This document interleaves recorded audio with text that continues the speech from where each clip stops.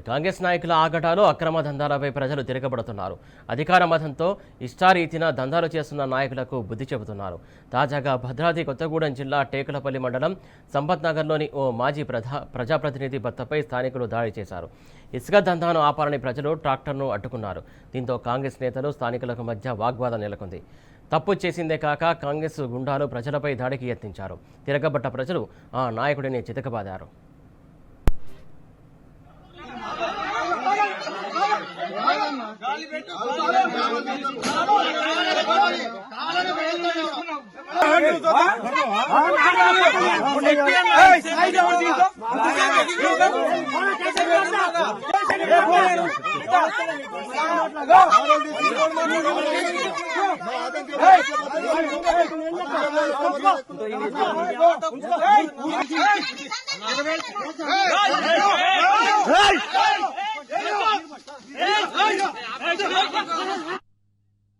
టేకులపల్లి మండలం సంపత్ నగర్ సమీపంలోని పాలవాగులో స్థానిక కాంగ్రెస్ నేతలు అక్రమంగా ఇసుక రవాణా చేస్తున్నారు.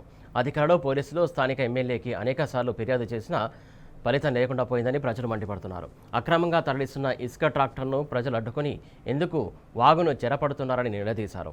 ఈ క్రమంలో సదరు కాంగ్రెస్ నాయకుడు దురుసుగా ప్రవర్తిస్తూ జనంపై చేయి చేసుకునే ప్రయత్నం చేశాడు. దీంతో ప్రజలు తిరగబడి కాంగ్రెస్ నేతలకు గట్టిగానే సమాధానమిచ్చారు.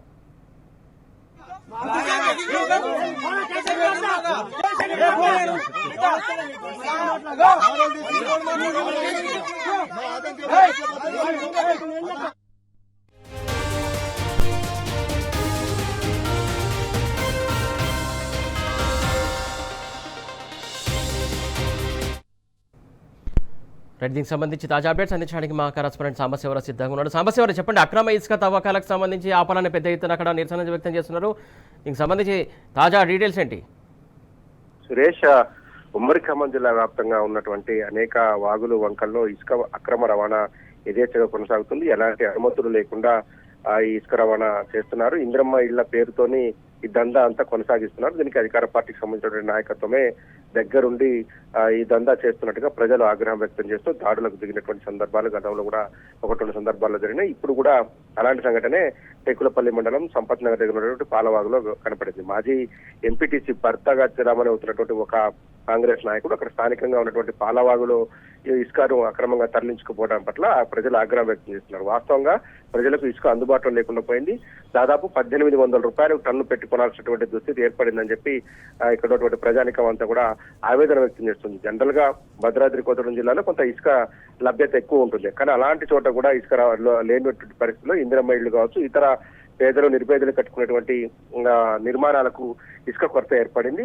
ఏదైనా ఆన్లైన్ లో తీసుకోవాలంటున్నారు. ఆన్లైన్ లో తీసుకుంటే దాదాపు 1200-1300 రూపాయల పైన పడుతుంది. 1800 రూపాయల వరకు డెలివరీ ఛార్జెస్ అవుతున్నాయి. ఇంత దారుణంగా పడే నేపథ్యంలో స్థానికంగా ఉన్నటువంటి వాగుల వంకల్లోంచి ప్రజలు తీసుకొచ్చినందుకు ఎంఆర్ఓలకు అధికారం ఇచ్చారు. కానీ ఆ అధికారాన్ని అధికార పార్టీ నేతలు దుర్వినియోగం చేయడాన్ని ప్రజలు బాగా ఆగ్రహం వ్యక్తం చేస్తున్నారు. ఈ సంపత్ నగర్ సమీపంలో తరచూ ఇసుక అక్రమ రవాణా చేస్తూ ట్రాక్టర్లను తరలిస్తున్నటువంటి దృశ్యాలను చూసినటువంటి ప్రజలు అక్కడ ఈ ఇసుక తవ్వద్దు, స్థానిక అవసరాలకు వినియోగించుకుందామని చెప్పి ఆ సదరు కాంగ్రెస్ నాయకుడికి చెప్పినట్టుగా చెప్తా ఉన్నారు. అనేక సందర్భాల్లో వద్దని వారించినప్పటికీ వినకుండా దౌర్జన్యం ప్రదర్శిస్తుండటంతో అధికారులకు అట్లాగే పోలీసులకు స్థానిక ఎమ్మెల్యే కూడా వీరంతా ఫిర్యాదు చేసినట్టుగా చెప్తా ఉన్నారు. ఎంతసేపటికి ఒక అధికార పార్టీకి సంబంధించిన నాయకుల్లో మార్పు రాకపోవడంతో ఆయన నిలదీశారు. అక్కడ నుంచి తరలిస్తున్నటువంటి ఇసుక ట్రాక్టర్ను అడ్డుకునేటువంటి ప్రయత్నం చేశారు.